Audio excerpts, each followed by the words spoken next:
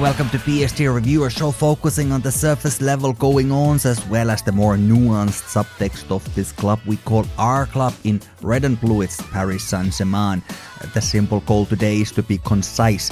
I have 3 topics for you as I'm recording this on Sunday. Brest at Parc, Mbappé in the courtroom, and Di Maria on Netflix. You are listening to PSG Review. Here's your host, Mikko.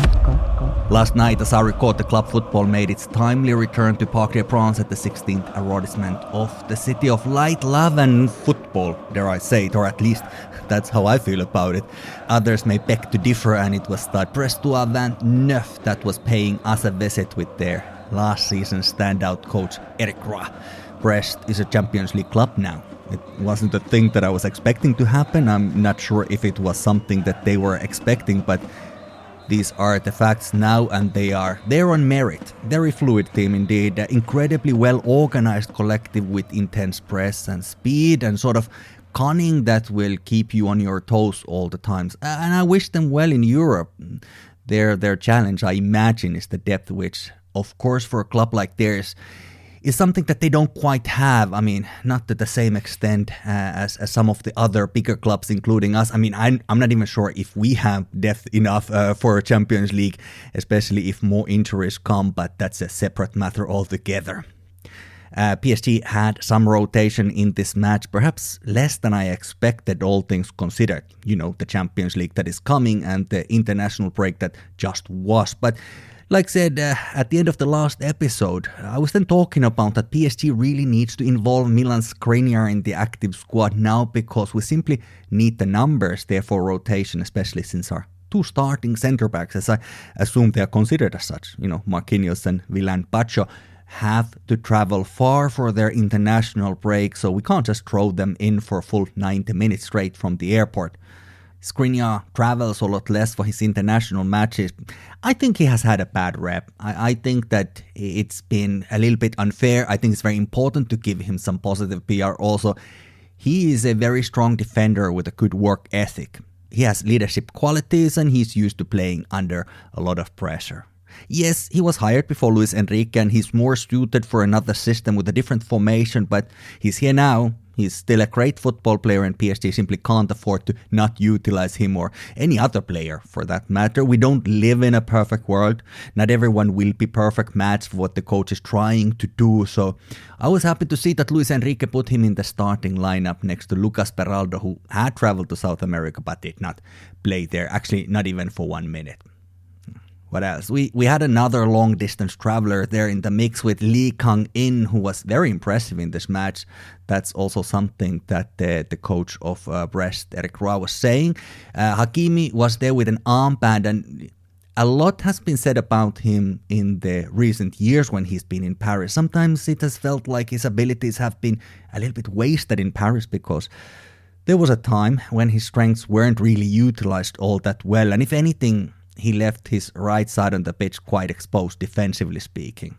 Of course, he was also in the shadow of his body with the number 7 shirt, and we even wondered if Hakimi were to follow him to Spain to Real Madrid, which anyway was a team where Hakimi came up. But Achraf Hakimi has grown into a leader and one of the wise captains for PSG, and perhaps it even has something to do with the positive feeling, positive momentum there is in his national team in Morocco, where he's also a key personality, also becoming one of the elder players there, even though he's not that old, but definitely one of the leaders of that group. And he even was quite literally that because he was one of the older players that was participating in their Olympic team. He was volunteering for that, so that's something I think also that speaks of his where his mind is at the moment. He's been good in general, and he was also very good against Brest. Actually, really very good. I was very happy with him. Nuno Mendes was there. Bradley Barcola, who has had such a huge expectations on his shoulders, had a more quiet night. Now, this is the challenge when the hype gets so amplified, so elevated, and we start thinking that promising players stop being promising. well, maybe that's too strong, but that is somehow a chink in their armor if they're not world-class every night. I think this happened a little bit, with Warren Zaire-Emery last season. This is what Mike McNally was talking about in this show a few weeks ago when he was my guest. So you can check that episode from the archives if you missed it. It's a very good one, but Mike has worked with young talents on a very high level in sports, even if in a different discipline. But Mike was talking about how incredibly important it is to allow the peaks and valleys of these players, because it's all part of the process, and in the end everyone will be better for it. It's just something that has to be gone through, and you can't force matters, you have to let them unfold. Marco Asensio and Ousmane Dembele in attack, and then with Kang In Lee, who I already mentioned, we had João Neves and Fabian Ruiz in the midfield. I mentioned already that Brest right now is an impressive team. Very impressive team, and they were that pretty much the whole last season and part of the one even before that, so they really have a good run. You can't take anything away from them. They are in a good place at the moment, and what they're doing, they're definitely punching well above their budget, and it's a fun team to watch, kind of like what Lens was or has been a couple of years. I must admit I haven't really seen them much with Will still, so can't make any further analysis on their current stage, but something that, Lens has certainly been, and I trust that they still will continue be. Fun stuff by Brest, nice to watch that. Nevertheless, you do have to admit and be fair that the standout player that made this match a contest really was their Dutch goalkeeper Marco Bissot, who was having a ridiculously good night, especially the first half.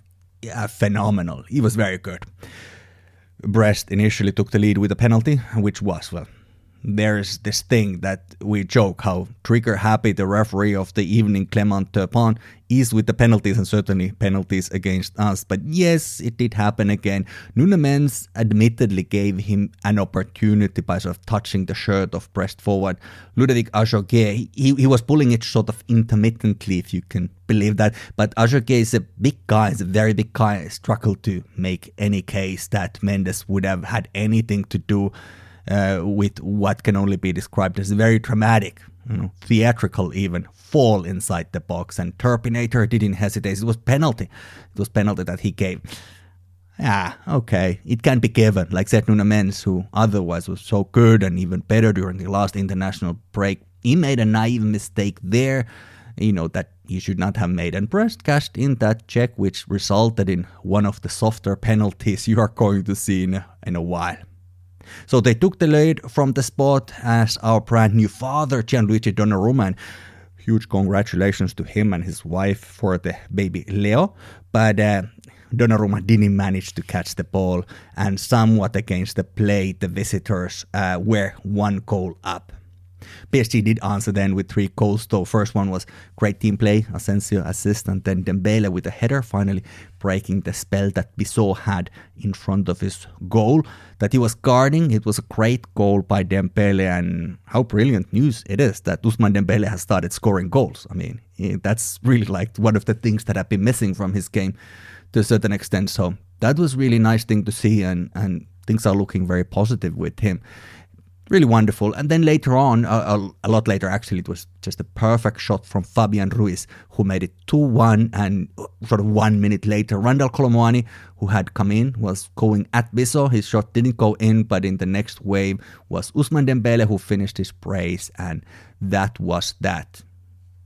A good win, a solid win, the 4th win in a row, and PSG is the only team in Ligue 1 with all possible points, so that guarantees the top of the table position. As early as this is in the season, it doesn't necessarily mean all that much, but like I tend to say, it's better to be on top than on the bottom, or mid-table, or even the second one on the table. It's a good place to be, and it's well deserved by the team.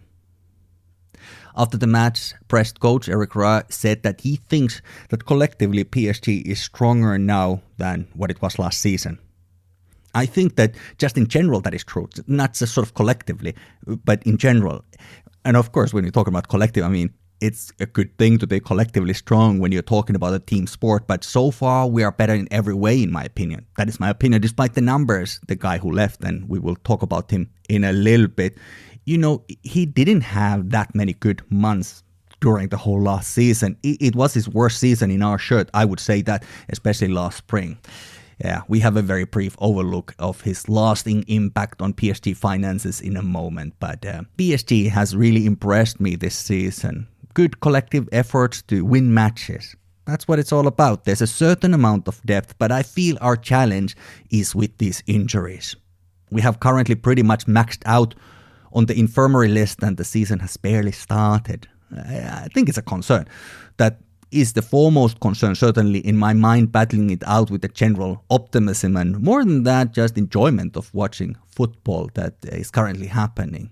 These are the two things, the injuries, the concerns, and then just the general enjoyment. Of course, we will get the players back eventually, but hopefully the number of simultaneous injuries remains lower than it currently is, because there can always be new ones coming, and that was very much evidenced by the fact that Donnarumma will also now miss at least one match after some muscle discomfort that he was experiencing after this match. So Gonzalo Ramos, he has now done 1/3 of his recovery. His injury was 1 month ago, actually precisely 1 month ago as I recorded. An estimate was then that 3 months it will take before he is back, so still some way to go. We would say 2 months, that's the estimation. Then of course we will see that if he's going to be able to play then what is his level, what is his form, what is his fitness, all of those different things, if he can hit the ground running or not, that remains to be seen, but that is a kind of like a risk that you have to take. He is on his way back, nevertheless. Okay, Vitinha and Warren Zaire-Emery, hopefully they will be back soon. Ideally, at least one of them could play at least part of the midweek match against Girona. They were both injuring themselves during the international break, and it's really, that is such a typical thing to happen in the international break, especially these early ones. I think we had last season such a good start for the season by Marco Asensio in specific, and then he had an injury during the first international break, and he hasn't really been back to the level that he was before that. Even still, he isn't, and he's doing okay, but before that injury, he was, I think, very promising and exciting player to see. But yeah, that's going to be seen how it's going to happen with all these players. It just remains to be seen. And Hernandez will be back later, perhaps early 2025. That's still a long way to go. And then Kimpembe, we don't even guess anymore when he might be back. We can only hope for the best. I was talking about this a little bit in a recent episode, and this is one of those topics that it's difficult to get too much into detail because things are happening behind closed doors for very obvious reasons for the most part, and all we have are leaks, and let's face it, everyone involved can benefit from strategic leaks and support their case, so this is the disclaimer. And yeah, there are some official announcements and statements and things like that. I'm of course talking about the fact that currently PSG, the club, and Kylian Mbappé, its former player, have a disagreement about the final financial arrangement, which is based on the contract he had and conversations and possible amendments around it that would have taken place 1 year ago before he returned to our active squad from the loft. Not this, but the summer before that. This is now the situation based on various journalists and reports, maybe some rumors as well. This is sort of ever-changing narrative, so we try to navigate it with a pinch of salt, ever ready, because I can't absolutely guarantee the accuracy of all this, only that it has been reported like this. So we'll look at that and then we'll see what it means. Now, the other day, on September 11th, a few days ago, as I'm recording, PSG and Kylian Mbappé met in front of the LFP's legal commission over the financial dispute that they are currently ongoing. Mbappé and his lawyers are demanding 55 million euros from PSG. This is something similar that had happened between Barcelona and Neymar when he left, so it's not without the precedent, although I think that the difference is that Mbappé has had some talks that would have arguably they would have changed some of these details, and I don't think that Neymar had those things. He was after the perhaps a little bit misnamed loyalty bonus, for being loyal to the club while also leaving the club. That's what it's called. It's a technicality.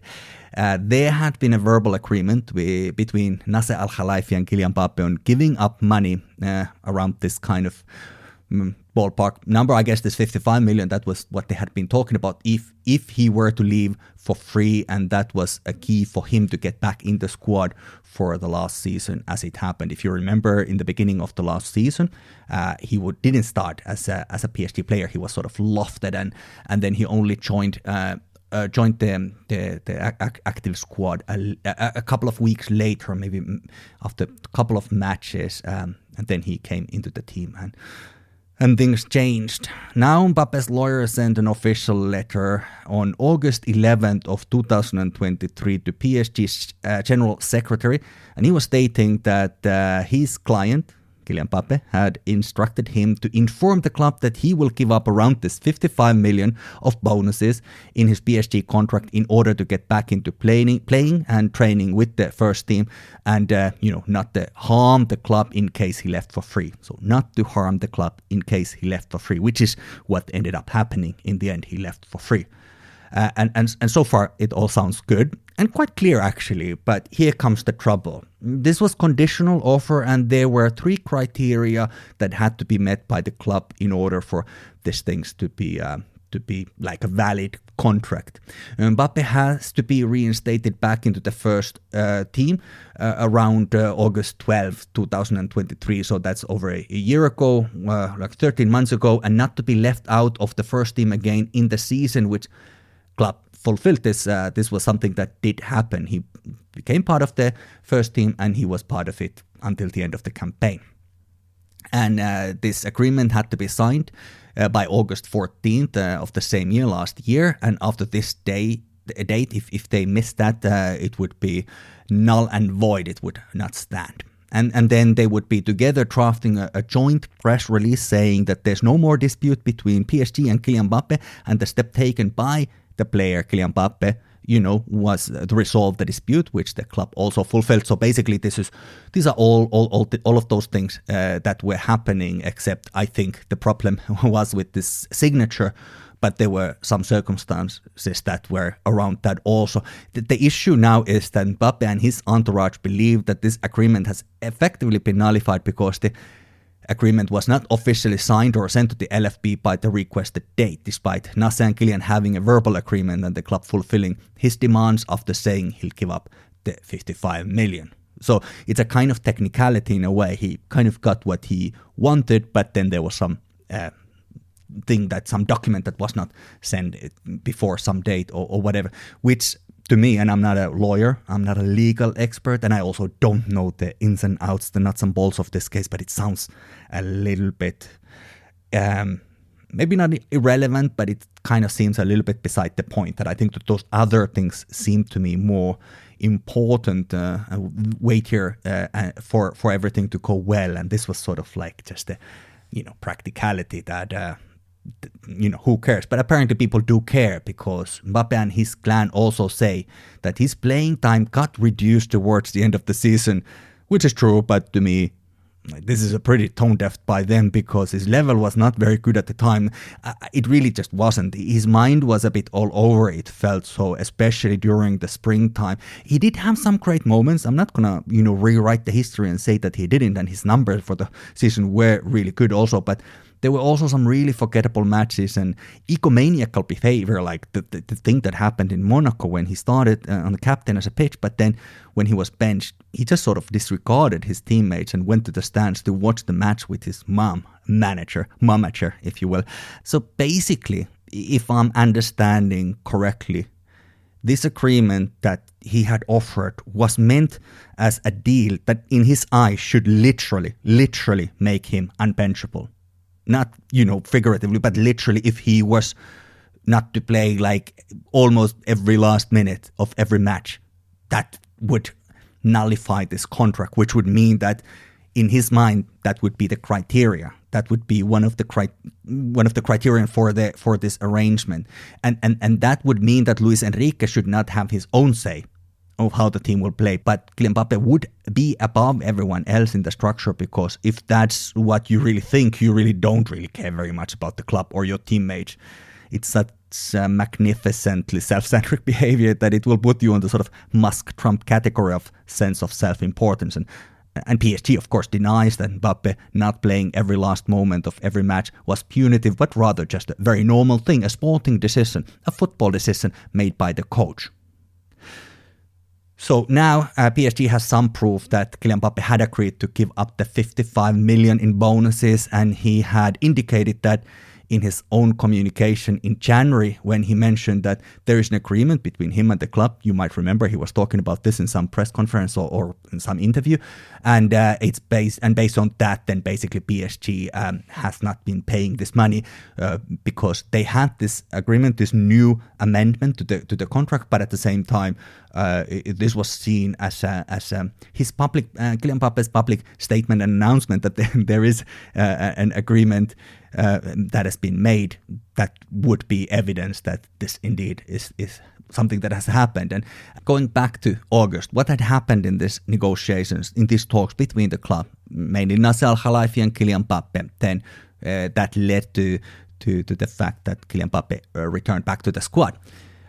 Nasser Al-Khelaifi had said that, he can't really, they can't pay the 55 million euro should Mbappe, go and leave the club this summer that has now been. And then they had made a gentleman's agreement, whatever that means, that was drawn up based on two different scenarios. These were the scenario. Case one, that Kylian Mbappé agrees to extend his contract until 2025, so one more year to his contract, and that would enable the club to complete his transfer. So basically that would mean that PSG would sell him in the summer, but it's just that they would get the transfer fee, and there was an agreement that there would be minimum for this transfer fee, 180 million euros, and in that case, the player would receive the loyalty bonus. We're talking about now that 55 million again.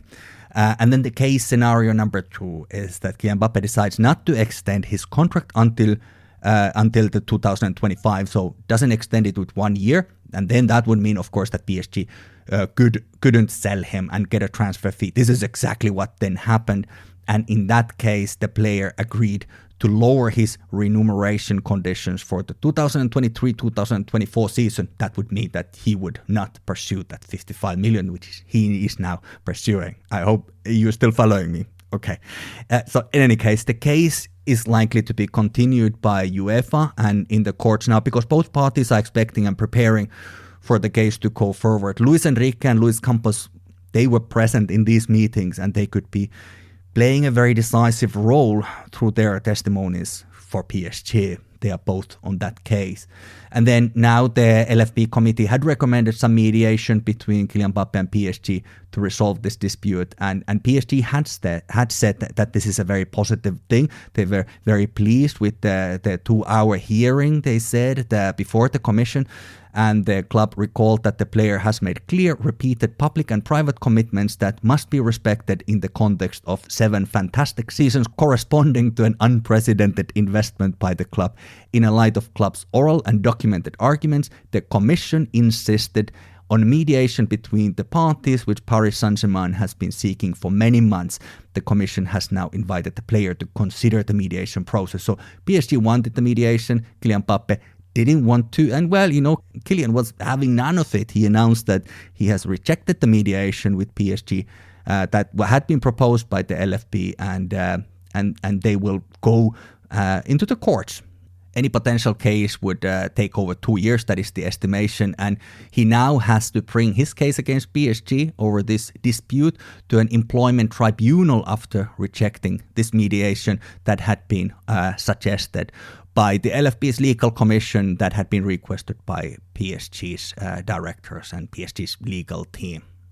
So after this, that Kylian Mbappé had rejected any possibility for the mediation, then LFP's legal committee asked PSG to just pay the money, because that would have just solved the problem, I suppose. But PSG is quite clear. Mbappé has to go to the employment tribunal if he wants to see the money that he verbally gave up in front of many witnesses. That is the case that PSG is leaning on.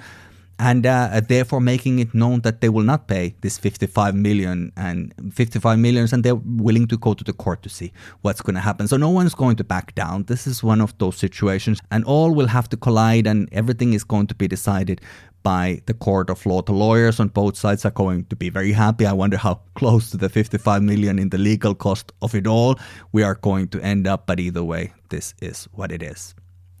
For me, and I imagine for you too, unless you happen to be incredibly rich, in which case, hello, how are you? You want to sponsor a PSG-related podcast? You can feel free to approach me. But for the most of us, 55 million is more money than we can really imagine having on our bank account, right?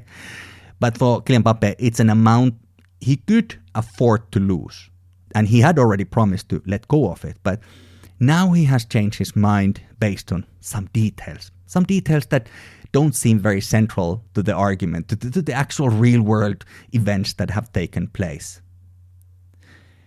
See, Kylian Mbappé, he won't be poor without this 55 million, but it's still a lot of money. I remember in the United States, in the early part of the new millennium, comedian Dave Chappelle walked away from $50 million deal with Comedy Central, and chaos ensued. Like, really, it was like a huge thing. And I won't go into that because that's not the point, but what I'm saying is that give or take inflations and exchange rates, plus minus whatever, but let's say we're in the same ballpark and we expect Kylian Mbappé to bow down and step back from the money, 55 million euros, like it was nothing. I'm personally not in a position to suggest that he should do, and contracts are contracts. For PSG had offered him a silly contract, just a ill-advised contract. They had been too confident and too ambitious that they can hold on to him for a lot longer for the rest of his life, or that something else will happen. Or that one season that was the original contract was supposed to be until 2025, but then, the last season was optional, and it was an option that he didn't choose. So it's difficult for me to say that Kylian Mbappé should just sort of like let go of the money like it's nothing. Like it's a 50-cent coin on the street next to some rubbish and you don't want to pick it up. Whatever the amount is for you, that means something. We're talking about 55 million, so I'm not in a position to say that he should just sort of like leave it. For PSG, I think this is a question of principle, I assume, but also financial fair play and the available funds for those things considered in the future, near future of PSG. It's a question of how much money there is to recruit new players, for instance, to fill whatever gaps there might be in the team in future. So in that sense, it's a very key thing for PSG to stay competitive. I think it's a real shame that it has had to end like this. In my books, Kylian Mbappé has played us big time. He has the contract and he can and seemingly will pursue his rights, and I'm not against that as such, but the way he has played us is that he absolutely refused to be sold in the summer before this last summer now. That has just passed. He said that he will definitely play for Paris for that last season of his contract, and at the same time he refused to sign an extension. So then these amendments were made in order to satisfy everyone involved, so that it would be a deal that everyone could walk away with some kind of like deal that they could live with, and that would not compromise anybody's futures too much. So these amendments were made, and they were made to satisfy everyone involved. And now he and his legal teams are leaning on some details in order to not respect the arrangement that was made. And I guess they would say that PSG didn't respect the arrangement either by missing out on some part of it that seems like a technicality, but maybe to them it was some kind of a key thing. I don't know. So I have no evidence, of course. So I'm not saying this is the case, but if all of a sudden we would now hear from somewhere, there would be some investigative journalist who would look into it, and there would be evidence that Kylian Mbappé had a solid understanding and a contract, at least in theory, if not even in practice, with certain Spanish club who told him not to continue, not to extend his contract, and then to come for free to them the summer after that, I would be the least surprised of all of us. That would not surprise me at all. I'm not saying that's the case. I'm just saying that would explain a lot. That would explain a lot, and I can't respect that anyway. So whether that is true or not, I think that it's a very sketchy situation. He has his rights, and they will burn a mountain of cash in court to figure out who is right. But since last summer, the one before this one, he has certainly lost a lot of my respect, which I had a lot. And for his own sake, I hope that he starts focusing on his football more and less on this other stuff. And again, I'm basically championing his right to pursue this case. And to be honest with you, if PSG has this money, they could just send it to his house in 1-cent coins. But the thing is that he should have stood on this convictions then and not mislead the club into an arrangement that then he would contest based on what in my eyes are very flimsy arguments. Again, I'm not a legal expert. What is this worth for him? He could end up getting his money, and like said, he has the right to pursue them, but this is not great PR for him. And the worst for him is that it's all happening in his own hometown with his hometown team. I sometimes talk about these modern day sports documentaries that aren't really documentaries as such in my books. Well, they had one about Neymar a few years ago, and they've had one about Beckham and a bunch of others, and they use the aesthetics and techniques of documentary film, but really they're just sort of uncritical puff pieces for the hype machine. It's content for the streaming services for people to pay their monthly subscription fees, nothing that would compete for a Pulitzer or anything like that. You know the ones that I'm talking about. And now they have new docuseries, 3 almost 1 hour long episodes about someone I'm very fond of, Angel Di Maria. Should I say now, spoiler alert? I don't know. I don't think there are huge revelations to his career in this documentary series. Certainly not when I'm going to talk about it. But of course, I'm mostly interested anyway in the parts about Paris Saint-Germain. As a PSG fan, I genuinely, absolutely love Angel Di Maria as a PSG legend, which to me he certainly is. It was very fun to watch and sort of relive some of those memories when he was playing for us and all the different players that were there at the same time. Life goes on so quickly and the players change and all of that thing, just to see, again, those players in those old shirts that we used to have even just a couple of years ago. I mean, this is not like ancient history. This is very recent stuff, but nevertheless, it's very uplifting to see that. They're basically very positive display of our beloved club, by the way. Some have tried to get a scoop from what Neymar had said in that, but I don't think there's anything to it. But let's have a see. Neymar said this. I think Angel Di Maria's performance with PSG was very good, really good. It was maybe even better than what he was expecting. He's a real winner and he's got the trophies to prove it. His name has gone down in PSG history as the player with the most assists. Neymar also mentioned the familial atmosphere, especially amongst the non-French players. Not just the South Americans, but them especially, and then also Spanish and whoever else was there at the time. And how they would have these get-togethers. And this is what then he said about the departure of Angelito.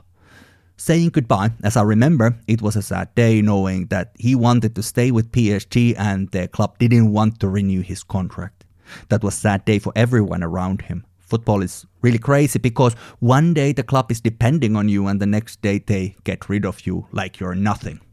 I don't know to what extent Neymar was talking about himself also, because what happened to him then a little bit after what had happened to Di Maria. But it is true. I think it's true. Sometimes it is true. And we all know that it's a kind of cynical, brutal business as well. I've just talked about the situation with Kylian Mbappé. I'm not trying to romanticize the football business. Football business is brutal. It's heartless. It's cold. But these things kind of happen. But then also with Di Maria's case, at the time, his contract was not renewed. PSG had Messi, Neymar and Kylian Mbappé. These salaries were absolutely astronomical. They were very unusual. They were really on top of every kind of list before the sort of resurgence of the Saudi League and what was sort of happening. These were really outrageous salaries that the 3 players in the same team were having. Then we also had probably the most expensive backup keeper in the world in Keylor Navas, who was behind Donnarumma, who had then just joined the team as well for that last season of Di Maria in Paris. So in that context, Angel Di Maria would have been pretty pricey substitute player. I would go as far as saying that while I would have loved to hold on to Di Maria, I'm a bit of a sentimentalist. Certainly in football, it would have probably been a financial impossibility. I can see why his contract wasn't renewed. I can understand it more than, for instance, why Thiago Silva's contract wasn't renewed back then when he left PSG a little bit earlier than Di Maria, because when Silva left, he left much more of a hole than Di Maria did. It's quite clear that we can't hold on to these expensive contracts for sentimental reasons. It is what it is. All in all, I was surprised how positive Neymar was about PSG. It really could have been worse from what he has been saying. It's been worse before when he's been talking about us, so that's something to consider. But Nice thing about this documentary series also is that a lot of our former players were being interviewed.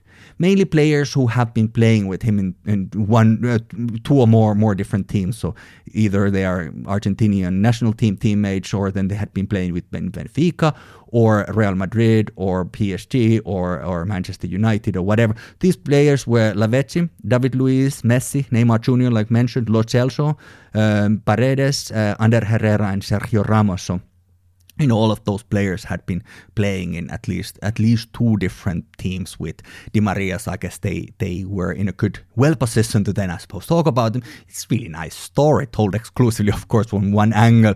There's no hard-hitting journalism here, like none at all, but it was a feel-good thing all in all. And if you're not too bothered by the relatively unbearable clothing of some of his least likable Argentinian teammates, it's worth a while, but I guess that was always going to happen, that those people are also going to be talked about, because, of course, a whole lot of it was about the World Cup in Qatar. That was pretty much the last episode out of the 3.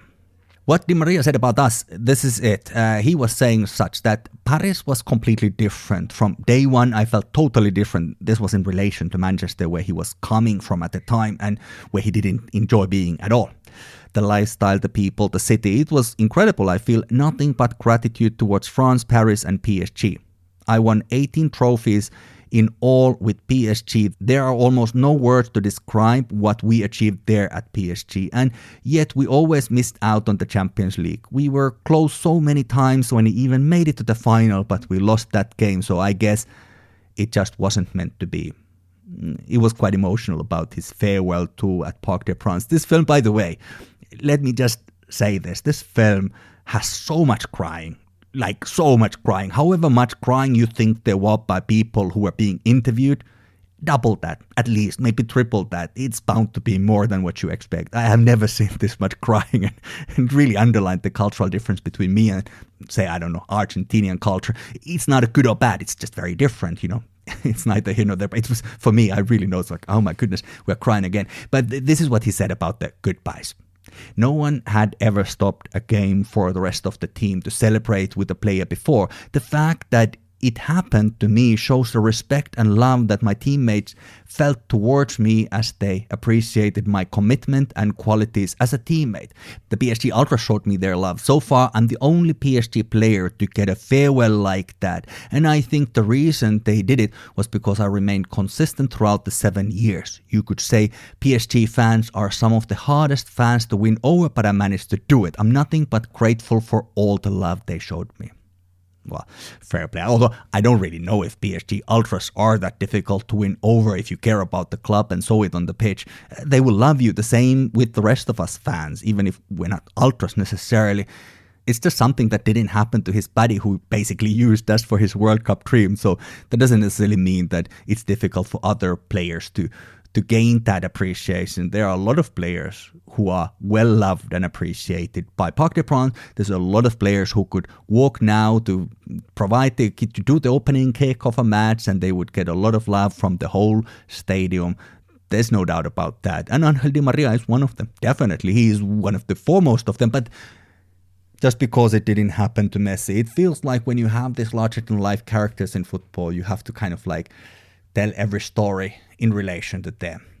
And I will give you that. I don't really follow very closely how these things work in Argentina. By the way, it hasn't really been a country that I've supported since Diego Armando Maradona was playing, so I wasn't quite privy to just to what extent Angel Di Maria was disrespected fairly freely in media and by the fans throughout the earlier parts of his career, even, quite close to the current times as well. And it really begs the question then, that why were these same people so concerned and even offended when Lionel Messi didn't receive the adoration in Paris that some of these people felt he deserved? And he didn't deserve that. He deserves whatever he deserves for what he has done for Argentina.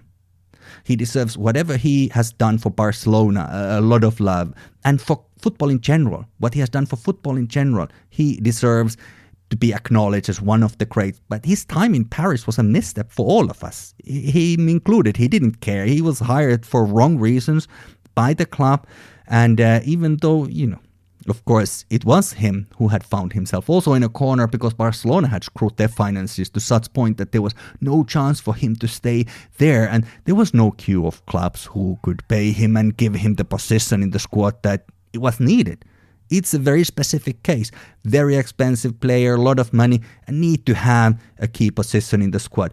A lot of squads in the top level, they don't have that space open. You could ask, did Paris have that space open? Well, the club wanted to, maybe for wrong reasons. I think it was for marketing reasons, the club wanted to open that space for him. It didn't work very well in a bigger scheme of things, but it is what it is. We've been talking about this matter a lot in the last couple of years. So yeah, Paris, stepped forward, like said, not for the right reasons, and gave him that contract, and then whatever happened. But Messi had also been whistled and booed and disowned by Argentinians before he came to Paris, and now watching how the treatment of Di Maria had been. I mean, I wasn't really aware of to what extent the Argentinians had been hostile towards Angel Di Maria and how they had been very quick to disrespect him. Then I don't know where the outrage for all of those things are. It seems too selective for me, but no, I guess I have digressed. It is, I suppose, a series that is worth your while if you already have a Netflix access, and if you don't have, I don't know if it's a reason to get one. I don't know if it's that good, but it's a nice thing nevertheless. And in this world where things like this are seen as a sort of indicator of the quality of the player or his career, he's worthy of this attention because he has always been a key player, even in teams with far more famous players like your Messi's, Neymar's, Mbappe's, Cristiano Ronaldo's, Wayne Rooney's and Zlatan Ibrahimovic's. He belongs in that group in my book, so it's very nice to see him acknowledged. We are heading to a Champions League week on Wednesday evening. First, our women's team will play in Turin against Juventus, and then directly after that, the men are playing their first league phase match against Girona. I am here hoping for 2 wins from these 2 matches. For the women, the match is, by the way, their first competitive match this season, so talk about the deep end experience, that this certainly is one of those. There's still a little bit of uncertainty of who is ready to play in the men's team. Like said, now the latest is that Donnarumma will miss the match, so I'm hoping for Arnaud Tenas to play in his absence. We will see what the coach thinks. Warren Zaire-Emery has reportedly been part of the latest collective training as I'm recording, but Vitinha wasn't, so that's what we're dealing with now, but who knows what the case will be this coming midweek. Thanks for listening. My name is Mikko, this is PSG Review, and the next time we speak, the Champions League campaign has started already. We are really getting into this season, but until then, take care and talk to me on Twitter or Instagram. Peace.